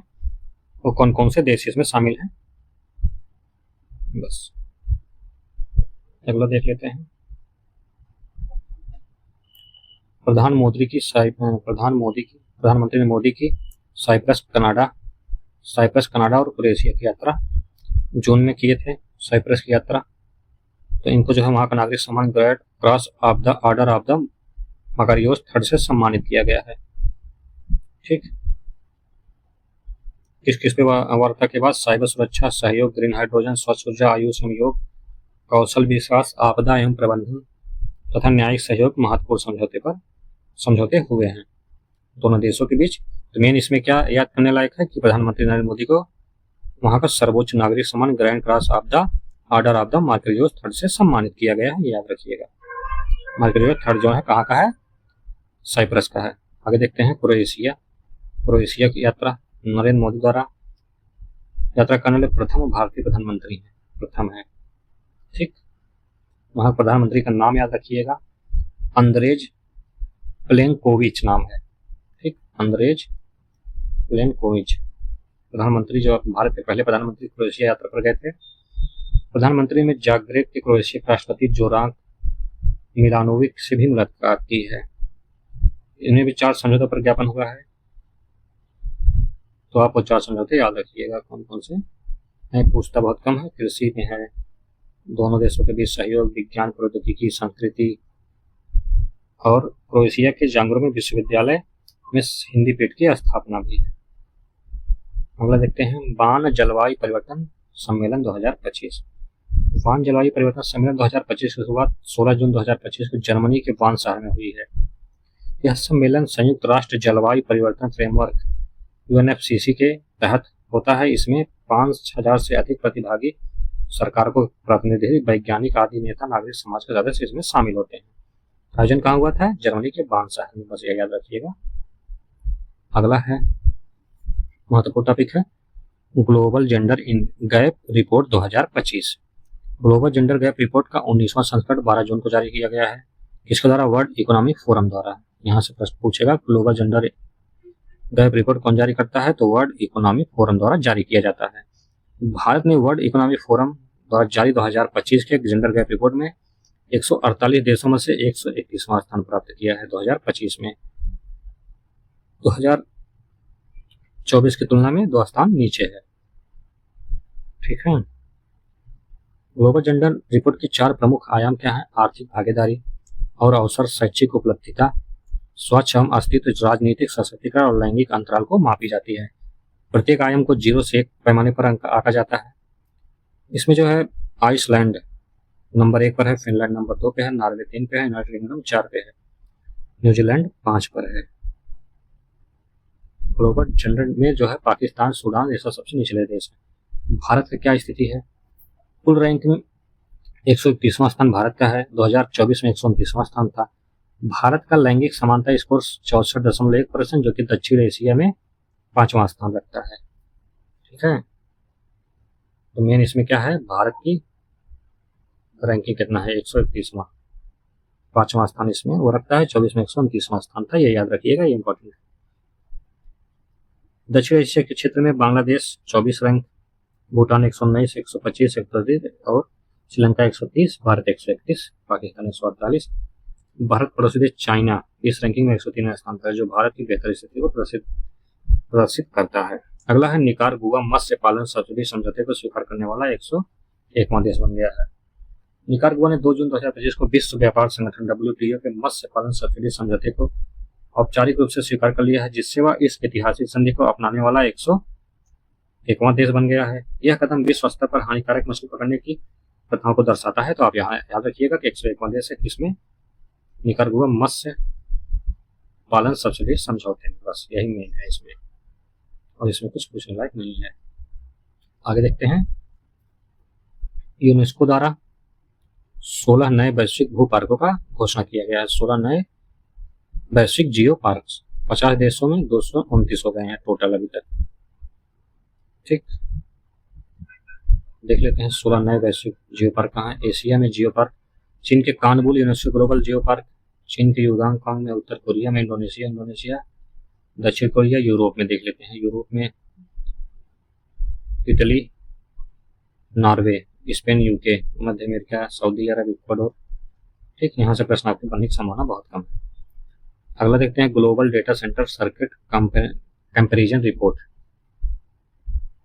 इलिनॉइस अमेरिका आधारित उस्मैन एंड वेकफील्ड ने जून 2025 में वर्ष 2025 का global data centre market comparison report जारी किया, जिसमें 97 वैश्विक बाजारों को शामिल किया गया है। इसमें भारतीय शहर मुंबई के निर्माणाधीन डेटा सेंटर क्षमता के मामले में वैश्विक स्तर पर 6ठा स्थान है। एशिया प्रशांत क्षेत्र में पहला स्थान प्राप्त करता है। ठीक है, बस यही याद रखिएगा, भारत का मुंबई शहर 6वां स्थान रखता है और एशिया में पहला स्थान। भारत मुंबई। ठीक, वैश्विक रैंकिंग कितना है? 435 मेगावाट। मुंबई की डेटा सेंटर की निर्माण क्षमता 335 मेगावाट 2024 के अंत तक 62% का परिचालन क्षमता में वृद्धि करेगा। वर्तमान योगदान भारत की कुल डेटा क्षमता 42% से अधिक है। भारत के पुणे, बंगलौर एशिया प्रशांत के सबसे उभरते डेटा सेंटर बाजारों में क्रमशः 4थे और 5वें स्थान पर। अगला है 9वीं ब्रिक्स उद्योग मंत्रियों की बैठक हुई है। ये सभी प्रश्न नहीं पूछते हैं, अगर पूछते हैं तो आपके बारे इसको देख लीजिएगा। अमेरिका समावेशी और टिकाऊ शासन के लिए वैश्विक दक्षिण सहयोग को मजबूत करना है। 9वां ब्रिक्स मंत्रियों की बैठक का सक्रिय रूप से विषय था, ब्राजील के ब्रासिलिया में आयोजित किया गया था। मिस्र, इथोपिया, ईरान, इंडोनेशिया, सऊदी अरब और यूएई भी हिस्सा लिए थे इसमें पहली बार। ठीक, भारत ने स्टार्टअप नॉलेज हब की शुरुआत की थी इसमें। भागीदार देश भारत, ब्राजील, रूस, भारत, यही सब है, देख लीजिएगा। बैठक का साझा घोषणा पत्र खुले, न्याय संगत और लचीले वैश्विक आर्थिक शासन के लिए प्रतिबद्धता है। आगे देख लेते हैं। दुनिया की पहली वैश्विक एकीकृत पक्षी सूची जारी हुई है। एवी लिस्ट जारी की गई है। जून 2025 को पक्षी विज्ञान के इतिहास में एक नई उपलब्धि दर्ज की गई है। दुनिया की पहली वैश्विक एकीकृत पक्षी सूची है। यह सूची 4 वर्ष के गहन शोध के और सहयोग का परिणाम है। यह भी अपने से कुछ इतना प्रश्न पूछने की संभावना नहीं है। चलिए आगे देख लेते हैं। ब्राजील और फ्रांस की ब्लू एमडीसी चैलेंज पहल, ये भी कोई इतना महत्वपूर्ण नहीं है। अगला देख लेते हैं, ये इंपॉर्टेंट है। मानव विकास रिपोर्ट HDR 2025 किसके द्वारा जारी की जाती है? मानव विकास रिपोर्ट संयुक्त राष्ट्र विकास कार्यक्रम यूएनडीपी द्वारा जारी की जाती है। 6 मई 2025 को मानव विकास रिपोर्ट 2025 जारी की, जिसका शीर्षक है द मैटर ऑफ चॉइस, कृत्रिम बुद्धिमत्ता के युग में लोग और संभावनाएं। यह रिपोर्ट विशेष रूप से कृत्रिम बुद्धिमत्ता मतलब एआई के युग में मानव विकास और विकल्पों को बदलती प्रकृति को रेखांकित करती है। रिपोर्ट के अनुसार भारत ने 2023 में मानव विकास सूचकांक एसडीआई में 193 देशों के 130वां स्थान प्राप्त किया है, जो 2022 के 133 रैंक की तुलना में 3 स्थानों का सुधार है। एसडीआई का मूल्यांकन 2022 में 066 से बढ़कर 2023 में 0685 हो गया है। श्रेणी मध्यम मानव विकास की है। 193 देशों में मानव विकास रिपोर्ट में आइसलैंड आइसलैंड नंबर 1 पर है। ठीक, नंबर 2 पर नॉर्वे है, 3 पे स्विट्जरलैंड है, 4 पे डेनमार्क, जर्मनी। इसी प्रकार से देख लीजिए। ठीक, अगला है भारत का स्थान आप लोग देख लिए, यहाँ भी विस्तार से देख लेते हैं। भारत के पड़ोसी देश चीन के 75वां स्थान, श्रीलंका का 78वां, भूटान के 127वां भारत से ऊपर है, जबकि बांग्लादेश 130वें से रैंकिंग में उनके बराबर है। रैंकिंग भारत में अन्य पड़ोसी देश में नेपाल 145, म्यांमार 149, पाकिस्तान 168 भारत से नीचे हैं।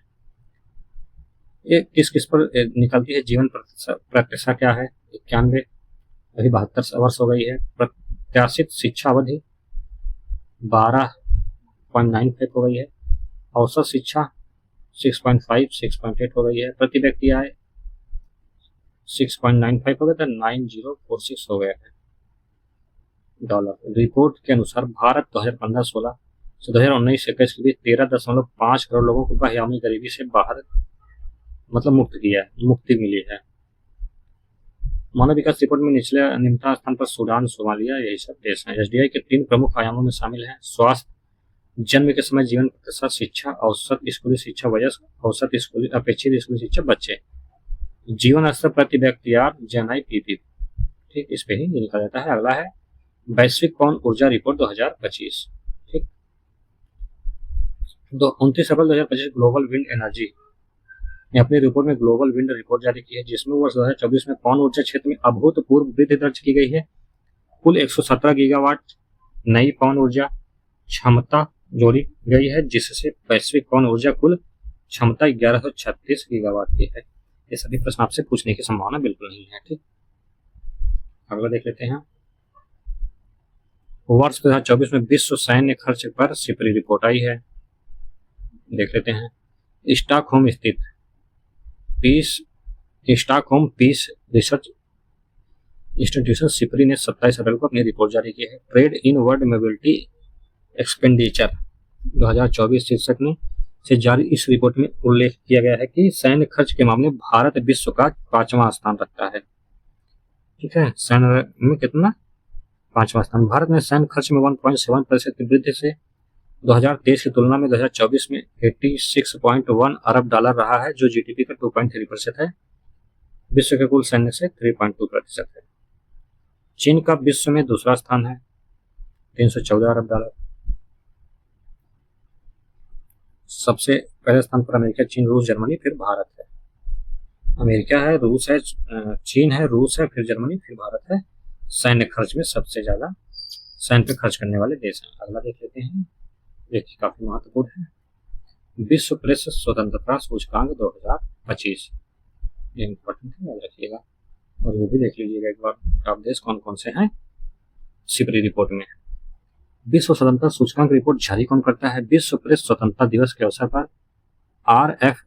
आरएसएफ ने दुनिया के 180 देशों के लिए विश्व प्रेस स्वतंत्रता सूचकांक 2025 रिपोर्ट जारी किया। विभिन्न देशों में प्रेस की स्वतंत्रता की स्थिति का आकलन के लिए विश्व प्रेस स्वतंत्रता सूचकांक की गणना फ्रांस ने एक गैर सरकारी संगठन रिपोर्ट साइंस और फ्रंटियर्स द्वारा जारी किया है।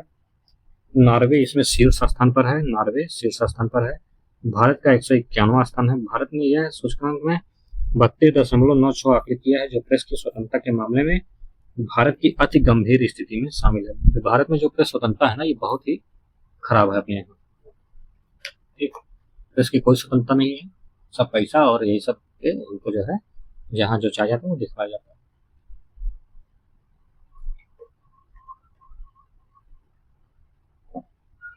बस इतना रखिएगा। भारत का स्थान कितना है? भारत का स्थान पहले कितना था? 2023 में 159 था, 22 में 180 था, 22 में 180, देशों में 150 था, 2021 में 142वां स्थान है। चलिए और आगे देखते हैं इसमें। ठीक, नेपाल पहले पे, नॉर्वे, एस्टोनिया, नीदरलैंड, बस ठीक है, अपने काम का कुछ नहीं। अगला देख लेते हैं, जलवायु परिवर्तन प्रदर्शन सूचकांक। ये इंपॉर्टेंट है, इसका ये प्रश्न कई बार जो है आपको टीसीएस में देखने को मिल जाता है, क्योंकि ये पर्यावरण से संबंधित सूचकांक है। क्या है? जलवायु परिवर्तन प्रदर्शन सूचकांक। कौन जारी करता है? 64 देशों और यूरोपीय संघ के जलवायु संरक्षण प्रदर्शन को हाल ही में जलवायु परिवर्तन प्रदर्शन सूचकांक 2025 के जरिए मापा गया है, जो वैश्विक ग्रीन हाउस गैस उत्सर्जन का 90% से अधिक उत्तरदायी है। मुख्य मापदंड GHG उत्सर्जन, नवीनीकरण ऊर्जा उपयोग और जलवायु नीति पर देशों का आकलन किया गया है, लेकिन 2025 में कोई भी देश सभी श्रेणियों में उत्कृष्ट प्रदर्शन नहीं कर पाए हैं। भारत इस सूचकांक में 10वें स्थान पर है, जो 2024 में शीर्ष 10 में शामिल था। डेनमार्क चौथे स्थान पर है, पहले स्थान पर इसमें कोई देश नहीं है। तो नंबर भारत कितने पे है? 10वें स्थान पर है, याद रखिएगा, ये आपसे पूछ सकता है, 10वें स्थान पर बना हुआ है। ठीक, केरल खराब है, पहले दूसरा तीसरा कोई नहीं है, चौथे डेनमार्क, फिर नीदरलैंड, फिर यूके, फिलीपींस, मोरक्को, फिर 10वें स्थान पर भारत है। अगला है, अमेरिका ने 12 देशों के नागरिकों को प्रवेश पर प्रतिबंध लगा दिया है। चलिए, इससे भी कोई प्रश्न बनने की संभावना नहीं है। सऊदी अरब ने दुनिया का पहला AI डॉक्टर क्लिनिक, इसको देख लेते हैं एक बार। सऊदी अरब में दुनिया का पहला AI डॉक्टर क्लिनिक, मई 2024 में सऊदी अरब ने दुनिया का पहला AI डॉक्टर क्लिनिक खोला है, जहां इलाज इंसानी डॉक्टर नहीं AI डॉक्टर करते हुए दिखाई देंगे। हालांकि अभी परीक्षण स्तर पर चल रहा है। चीन की शंघाई स्थित स्टार्टअप सिनी AI ने सऊदी अरब के पूर्वी अल अहसा क्षेत्र में यह AI क्लिनिक खोला है। इसके द्वारा चीन के स्टार्टअप द्वारा सिनी AI अल मूसा हेल्थ ग्रुप के साथ मिलकर काम शुरू किया है। टेबलेट पर डॉक्टर हुआ नाम के AI डॉक्टर को अपनी बीमारी के लक्षण बताएंगे। अगला है the global startup ecosystem index 2025। The global startup ecosystem index 2025 के अनुसार नवाचार, प्रतिभा और निवेश को आकर्षित करने के लिए शहरों के बीच प्रतिस्पर्धा पहले से कहीं ज्यादा कड़ी है। इससे भी कोई ऐसा खास प्रश्न बनने की संभावना नहीं है। बेंगलुरु है 10वें स्थान पर भारत का। टॉप 10 शहर है, सैन फ्रांसिस्को अमेरिका का, न्यूयॉर्क, लंदन भारत के लिए मिश्रित परिणाम रहे हैं। भारत के समग्र देश रैंकिंग 2025 मिलकर 20वें स्थान पर आ गई है। समग्र में 20वें स्थान पर भारत की रैंकिंग है, रखिएगा। अगला है 6 पूर्व अफ्रीकी देशों ने कालाजार उन्मूलन के लिए समझौता किया है। कौन कौन से देश हैं भैया? पूर्वी अफ्रीका देश में 4, जिबूती, इथोपिया, सोमालिया, दक्षिण सूडान और सूडान ने कालाजार विषम लीशमैनियासिस को समाप्त करने के लिए एक समझौता ज्ञापन हस्ताक्षर किया है। इसके साथ किया है विश्व स्वास्थ्य संगठन और अफ्रीकी संघ के साथ 78वें विश्व स्वास्थ्य सभा के अवसर पर यह हस्ताक्षर किया गया है। राष्ट्रीय सुरक्षा परिषद के 5 नव निर्वाचित अस्थायी सदस्य क्या है? अस्थायी सदस्य हैं। संयुक्त राष्ट्र महासभा ने 3 जून 2025 को बहरीन, कोलंबिया, कांगो लोकतांत्रिक गणराज्य, लातविया और लाइबेरिया को यूएनएससी के नए अस्थायी सदस्य के रूप में चुना है। इनका कार्यकाल जनवरी 2026 से 27 दिसंबर 2027 तक रहेगा। ठीक, इतना याद रखिएगा, बाकी इसमें कुछ खास नहीं है। जैसे पूछेगा कि राष्ट्रीय सुरक्षा संघ परिषद के 5 नवनिर्वाचित अस्थायी सदस्य कौन है? 5 नहीं, 1 पूछ सकता है, 2 पूछ सकता है। जैसा प्रश्न आपसे पूछे तो आप याद रखिएगा कौन कौन से शहर है। Asia Pacific of middle east air connectivity ranking 2024, मई 2024 को चीन स्थित airport council international Asia Pacific and middle east द्वारा जारी 2024 में एयर कनेक्टिविटी रैंकिंग के अनुसार दिल्ली के इंदिरा गांधी अंतर्राष्ट्रीय हवाई अड्डे जो है शीर्ष 10 में शामिल है। ऐसे प्रश्न बहुत कम पूछते हैं, ऐसे जो है ये मतलब मिडिल ईस्ट वाले। ठीक, तो इस पर बस एक बार आप ऐसे देख लीजिएगा, बाकी अगला देखते हैं। WHO ने पहली बार वैश्विक महामारी संधि को स्वीकार किया है। वर्ल्ड हेल्थ असेंबली के दौरान दुनिया की पहली वैश्विक संधि स्वीकार की गई। 126 देशों ने वोट दिया 11 देशों ने मतदान नहीं किया। इससे भी अपने से कोई प्रश्न बनने की संभावना नहीं है। राष्ट्रपति द्रौपदी मुर्मू की पुर्तगाल व स्लोवाकिया यात्रा है, कब? 6 अप्रैल को की गई थी। इसका भी कुछ खास उद्देश्य इनको दिया गया था। गार्ड ऑफ द ऑनर्स, प्राग डी इन्फोसिन गार्ड ऑनर प्रदान किया गया था। लिबसन एशिया राष्ट्रपति, ठीक है, संबंधों में उत्तर, ठीक। और इसमें कुछ खास ऐसा और इसमें कुछ खास नहीं है जहां से आपका प्रश्न बनेगा। अगला है प्रधानमंत्री नरेंद्र मोदी की सऊदी अरब की यात्रा हुई है। ठीक है, यात्रा पर तो टहलते घूमते रहते हैं भैया प्रधानमंत्री जी अपने। चलिए अगला देखते हैं। इसमें भी कुछ खास नहीं है जहां से प्रश्न बन सकता है। अगला देखते हैं 46वां आसियान शिखर सम्मेलन का आयोजन कहाँ हुआ था? कुआलालंपुर मलेशिया में किया गया था। बस आप ये इंपॉर्टेंट है, इसको याद रखिएगा। क्या पूछ सकता है कि 46वें आसियान शिखर सम्मेलन का आयोजन कहाँ हुआ था? तो कुआलालंपुर मलेशिया में। ये इंपॉर्टेंट है। प्रधानमंत्री दांतो सेनी अरबन इब्राहिम की अध्यक्षता में। आगे देख लेते हैं प्रधानमंत्री नरेंद्र मोदी की श्रीलंका यात्रा। ठीक है, श्रीलंका यात्रा गए थे, समझौते पर हस्ताक्षर हुए थे। रक्षा क्षेत्र में हुआ था, ऊर्जा क्षेत्र में हुआ था, डिजिटल परिवर्तन में हुआ था, स्वास्थ्य क्षेत्र में हुआ था। अगला है छठा विश्व टेक शिखर सम्मेलन 2025। विश्व टेक शिखर सम्मेलन 2022 पिछले साल वर्चुअल में हुआ था, 2025 का देख लेते हैं। छठा विश्व टेक जो है कहाँ हुआ था? 3 साल बाद बैंकॉक थाईलैंड में 4 अप्रैल 2025 को आयोजित किया गया था। इसका विषय क्या था? विश्व टेक समृद्धि, लचीला और खुला। साथ ही बैंकॉक विजन 2023 दस्तावेज को अपनाया गया है। 21 सूत्री कार्य परियोजना का अनावरण, जिसके प्रमुख बिंदु इस प्रकार है। प्रधानमंत्री ने छठे बिस्टेक सम्मेलन में 21 सूत्री कार्य योजना का अनावरण किया है। ठीक, आगे देखते हैं ग्लास सीलिंग इंडेक्स 2025। यह क्या है? अंतर्राष्ट्रीय महिला दिवस कब मनाया जाता है? 8 मार्च को मनाया जाता है। महिलाओं की संस्कृति, राजनीतिक, आर्थिक उपलब्धियों को पहचानने के लिए, संस्कृति, राजनीतिक, सामाजिक और आर्थिक उपलब्धियों को पहचानने के लिए एक वैश्विक मंच प्रदान करता है। यह दिन कार्य स्तर और लैंगिक समानता की प्रगति को चुनौती देता है। लंदन स्थित द इकोनॉमिक द्वारा संकलित ग्लास सीलिंग इंडेक्स कार्यरत महिलाओं की सर्वश्रेष्ठ और सबसे तुलनात्मक समीक्षा किसके द्वारा होता है? लंदन स्थित द इकोनॉमिक द्वारा होता है।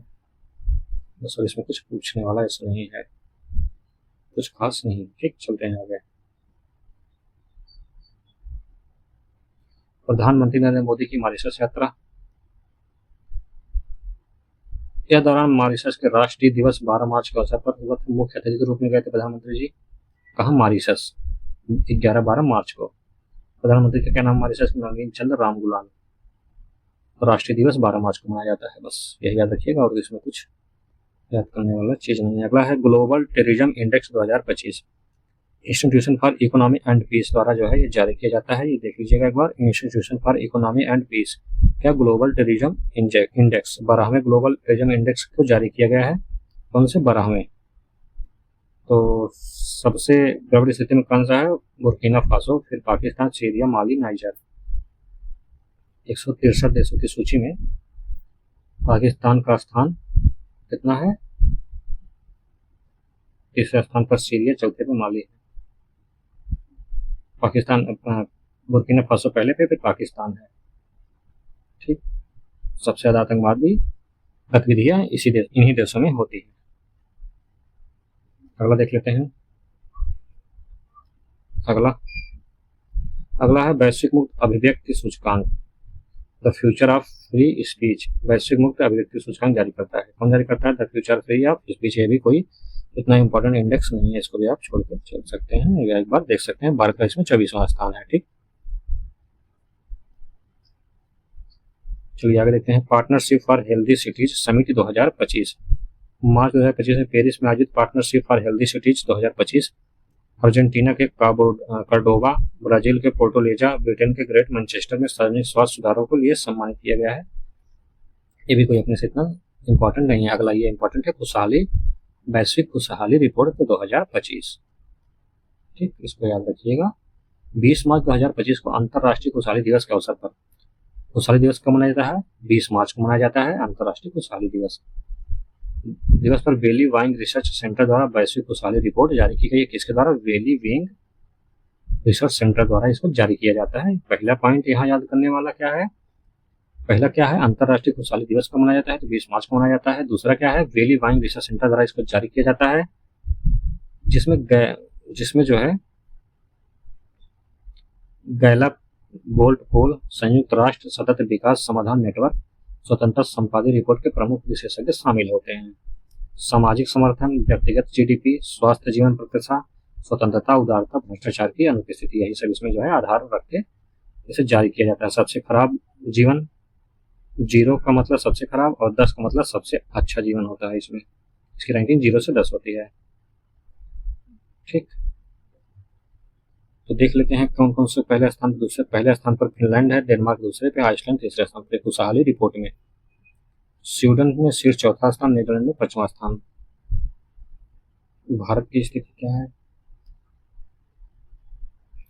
भारत ने इस सूचकांक में 118वां स्थान प्राप्त किया है। यह पिछले वर्ष की तुलना में सुधार दर्शाता है। 143 देशों में 126वां स्थान पर था भारत। खुशहाली का स्कोर 4.054 है। और अभी भारत अपने पड़ोसी देश नेपाल के 92वें स्थान, पाकिस्तान से 109वां स्थान से पीछे है। पाकिस्तान भी हमसे खुशहाल है, पता नहीं कैसे ये लोग जो है रैंकिंग निकालते हैं। ठीक, भारत 118वां स्थान है। भारत की खुशहाली रैंकिंग के पीछे रहने का प्रमुख कारण है व्यक्तिगत स्वतंत्रता का सीमित होना। इस मामले में भारत का स्कोर सबसे कम दर्ज किया गया है, जो नागरिकों को अपनी जीवन शैली, करियर और सामाजिक निर्णयों को स्वतंत्रता तय करने में क्षमता को प्रभावित करता है। अगला है विश्व जल विकास रिपोर्ट 2025। ये भी इम्पोर्टेंट है, विश्व जल विकास रिपोर्ट है। क्या यह रिपोर्ट में देख लेते हैं, किसके द्वारा जारी किया था। संयुक्त राष्ट्र की एजेंसी यूनेस्को द्वारा 25 मार्च 2025 को जारी विश्व जल विकास रिपोर्ट 2025 में ग्लेशियर में तेजी से पिघलने की गहरी चिंता को व्यक्त की गई है। इसके द्वारा संयुक्त राष्ट्र की एजेंसी है यूनेस्को द्वारा जारी किया जाता है। अगला देखते हैं, संयुक्त राष्ट्र ग्लेशियर दिवस रिपोर्ट। ग्लेशियर के संरक्षण के अंतर्राष्ट्रीय वर्ष घोषित किया है। 2025 को संयुक्त राष्ट्र संघ ने घोषित किया है। क्या, ग्लेशियर के संरक्षण का अंतर्राष्ट्रीय वर्ष घोषित किया है। प्रत्येक वर्ष 21 मार्च को विश्व ग्लेशियर दिवस के रूप में मनाने की घोषणा की गई है। ये इंपॉर्टेंट है, याद रखिएगा। 21 मार्च को क्या, विश्व ग्लेशियर दिवस के रूप में मनाने की घोषणा की गई है। इंपॉर्टेंट फैक्ट है। ठीक, दुनिया भर में ग्लेशियर तेजी से पिघल रहे हैं। हिंद कुश हिमालयन क्षेत्र में यह संकट सबसे गंभीर रूप में देखा जा रहा है। बस, और इसमें कुछ याद करने लायक नहीं है। अगला देख लेते हैं, 7वीं विश्व वायु गुणवत्ता रिपोर्ट 2024। स्विस कंपनी की IQ एयर ने 7वीं विश्व वायु गुणवत्ता रिपोर्ट 2024 जारी की है। 138 देशों में भारत की स्थिति 5वां सबसे प्रदूषित देश में बताया गया है। जानिए, और कुछ इसमें नहीं है।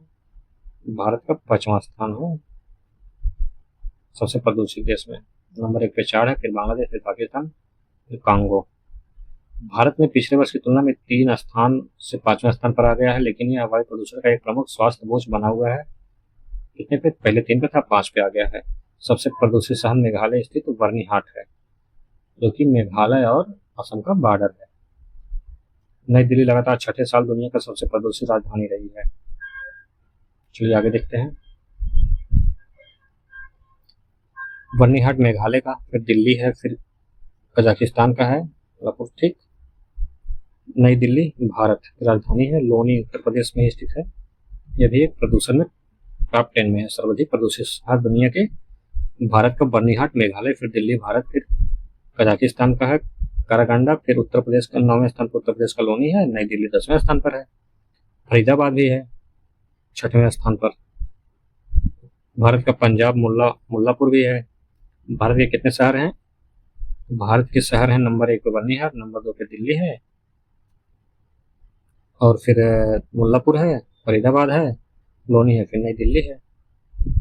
अगला देख लेते हैं, सर्वाधिक प्रदूषित 20 शहरों में शामिल 13 भारतीय शहरों में, अन्य में गुड़गांव भी है, गंगानगर है, ग्रेटर नोएडा भी है, भिवंडी भी है, मुजफ्फरनगर, हनुमानगढ़, नोएडा भी है। 13 शहरों में ये भी शामिल है। अगला है जलवायु जोखिम सूचकांक 2025। किसके द्वारा जारी किया जाता है, ये भी इंपॉर्टेंट है, महत्वपूर्ण है। ये आपसे ये कई बार परीक्षा में पूछा गया है, आगे भी पूछा जा सकता है।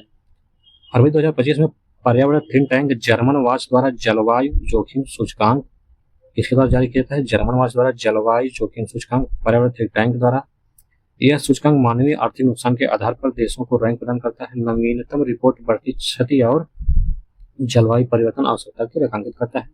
171 देश शामिल किए गए हैं। सबसे सर्वाधिक प्रभावित शीर्ष देश में पाकिस्तान, बेलीज और इटली शामिल है। जलवायु जोखिम सूचकांक में पाकिस्तान, बेलीज और इटली। सर्वाधिक प्रभावित देश डोमिनिया, होंडुरास, म्यांमार और वानुआतु है। बार बार होने वाली चरम घटनाओं से प्रभावित देश में चीन, भारत और फिलीपींस का स्थान है। इस सूचकांक में सर्वाधिक प्रभावित देश में भारत को 6वीं रैंकिंग प्रदान की गई है। इटली 5वें स्थान पर है, चीन दूसरे पे है, भारत से पहले डोमालिया पहले पर है। ठीक, अगला है एक्सेस नाउ की वर्ष 2024 में वैश्विक इंटरनेशनल शटडाउन रिपोर्ट। चलिए, ये भी इतना कुछ शटडाउन रिपोर्ट इम्पोर्टेंट नहीं है, देख लेते हैं फिलहाल। एक्सेस नाउ की रिपोर्ट है, म्यांमार में 85 बार शटडाउन हुआ है, भारत इसके बाद भारत में हुआ है। भारत में कुल शटडाउन इंटरनेट कितने हुए? 84 घटनाएं हुई हैं। मणिपुर में, हरियाणा में 12 बार, जम्मू कश्मीर 12 बार, 21 बार इंटरनेट शटडाउन कहाँ? मणिपुर में करना पड़ा है। भारत में इंटरनेट शटडाउन के लिए कानूनी प्रावधान क्या है?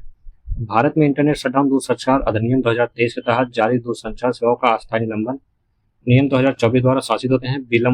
विलंबन अवधि एक बार में 15 दिन से अधिक नहीं हो सकती है। शटडाउन आदेश जारी करने का अधिकार केंद्रीय गृह सचिव द्वारा होता है। बस इतना जानिएगा कि भारत में कितनी बार हुआ, इसे पूछने की चांस बहुत कम है, एक बार देख लीजिएगा। अगला है प्रधानमंत्री नरेंद्र मोदी की फ्रांस यात्रा हुई थी। कब यात्रा हुई थी? फरवरी में हुई थी। शिष्टाचार यात्रा है, तो समझौते पर ज्ञापन हुआ है। बस याद रखिएगा कि, और क्या इसमें याद करना है? दूतावास। देखिए इसमें क्या इंपॉर्टेंट है, इसी दिन प्रस्तावित द्विपक्षीय वार्ता से पूर्व दोनों शासन प्रमुखों ने एक ही विमान में सवार होकर पेरिस से बंदरगाहों के शहर मार्सिले के लिए उड़ान भरी, जहां फ्रांस में भारत के पहले वाणिज्यिक दूतावास का उद्घाटन दोनों नेताओं ने मिलकर किया है। कहाँ पे? मार्सिले में भारतीय दूतावास का उद्घाटन किया गया है। 11 फरवरी को एआई एक्शन समिट में हिस्सेदारी के बाद 12 फरवरी को पेरिस में 14वें इंडियन फ्रांस सीईओ फोरम को श्री मोदी ने संबोधित किया था।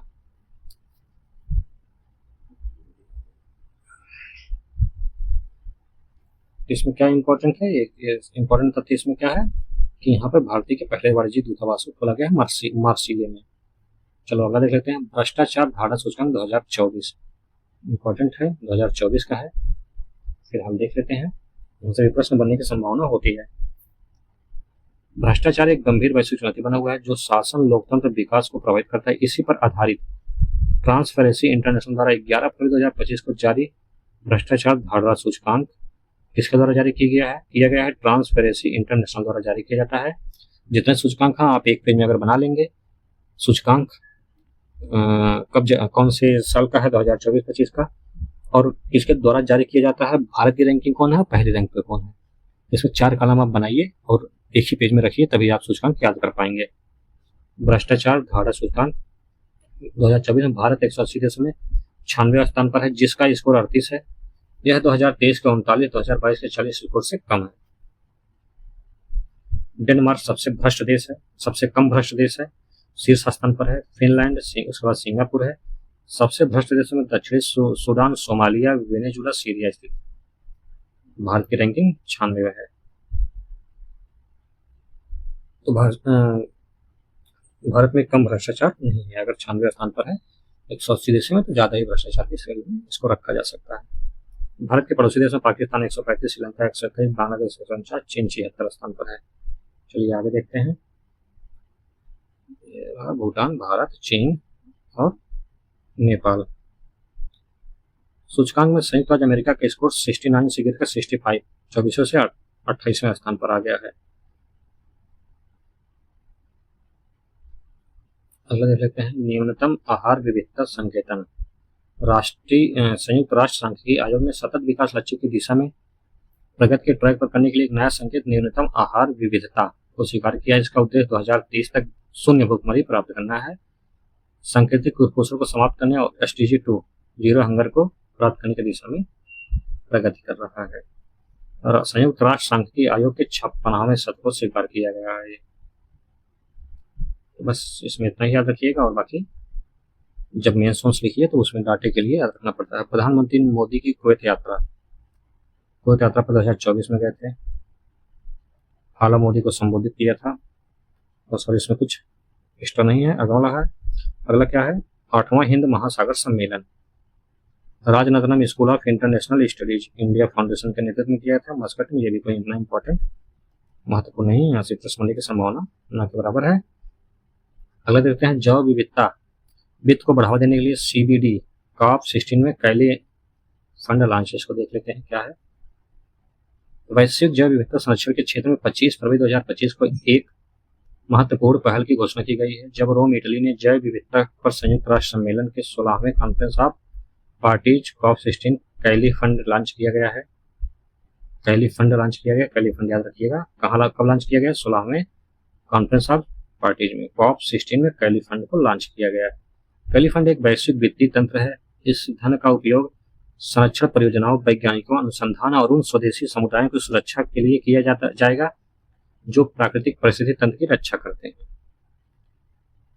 कैली फंड डिजिटल अनुक्रमण सूचना में लाभ प्राप्त करने वाले उद्योगों के अनुसार अनिवार्य वित्तीय योगदान लेगा। ठीक, बस इसमें इतना ही रखिएगा। G20 का 19वां शिखर सम्मेलन ब्राजील के रियो डी जेनेरियो में 18 से 19 नवंबर 2024 को आयोजित किया गया। यह पहला ही अवसर था जब इस समूह का शिखर सम्मेलन ब्राजील में हुआ है। इससे पूर्व इसका पिछला 18वां शिखर सम्मेलन सितंबर 2023 में भारत में हुआ था। इसके आगे देख लेते हैं। तो प्रधानमंत्री मोदी द्वारा जो है इसमें भाग लिया गया था। नरेंद्र मोदी ने प्रतिनिधित्व जो है भारत में जो सम्मेलन था उसका प्रतिनिधित्व प्रधानमंत्री ने किया था। पूर्व अध्यक्ष होने के नाते वर्तमान अध्यक्ष ब्राजील व आगामी अध्यक्ष दक्षिण अफ्रीका के साथ भारत इस वर्ष G20 में ट्राइका की भूमिका में रहा है। ट्राइका आप लोग बेसिक अगर पढ़े हैं तो पता ही होगा ट्राइका क्या है। भूख व गरीबी के विरुद्ध वैश्विक संगठन। ठीक है, और इसमें कुछ इंपॉर्टेंट नहीं है, बस याद रखिएगा। 19वां G20 शिखर सम्मेलन का आयोजन कहाँ हुआ था, ब्राजील में हुआ था। और 18वां कहाँ हुआ था, तो भारत में हुआ था 2023 में। ग्लोबल फायर पावर रैंकिंग 2000 अंतरराष्ट्रीय सामरिक अध्ययन संस्थान द्वारा जो है जारी किया जाता है। सेनाओं से संबंधित है।